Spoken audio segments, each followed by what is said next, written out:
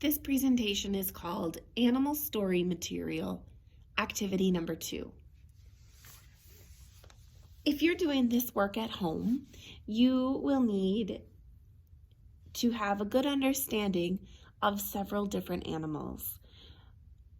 And if you are at home, you can do something like this. So I have 3 animals out. I have the wind scorpion, the Arctic fox, and the honey badger. And what you're going to do with your family or friends is you're going to ask some questions about these animals. And we'll put our answers underneath. So right away, off the top of my head, I have a question for you. Which of these 3 animals,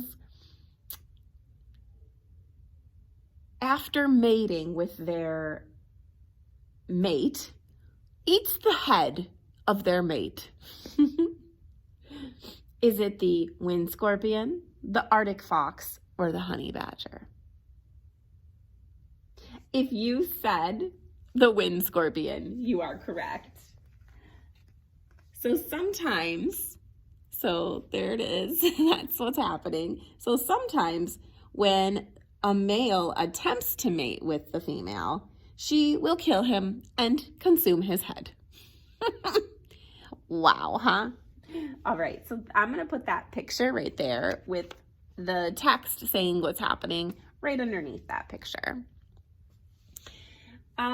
Which of these animals eats a Tasma melon that provides a lot of moisture for this animal in a landscape where there is no water existing?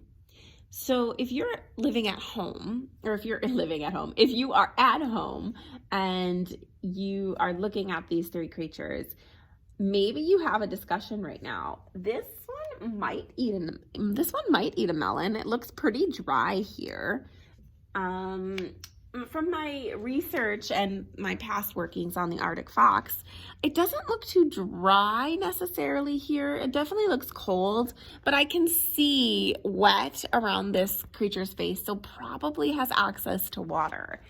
And this one, the honey badger, it looks very dry where that creature is living.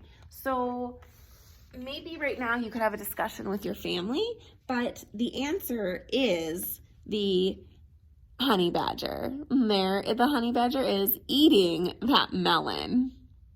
It's called a Tasma melon, T-S-A-M-A.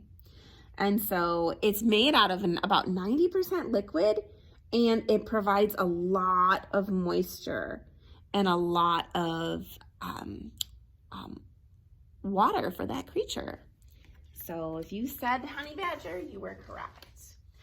And which of these animals forages for food for its young? It goes out, it finds food, and it brings it back to their young. So now would be a good time. You could have a little discussion with your family. Maybe press pause. If you've had that discussion, maybe you've decided it's more than one of these animals. But for today, I have a picture of the Arctic fox foraging for food. So this says an adult forages for its food. All of these questions had to do with food that the animal eats. Maybe you at home could use some colored pencils and paper and create your own set just like this and add more questions. These are just one set of questions. This is just about food. Maybe you could start asking questions about their habitat, their young, their babies, what their body is like. These are all things that you could do at home now. All right. Have fun. I'm excited to see what you come up with.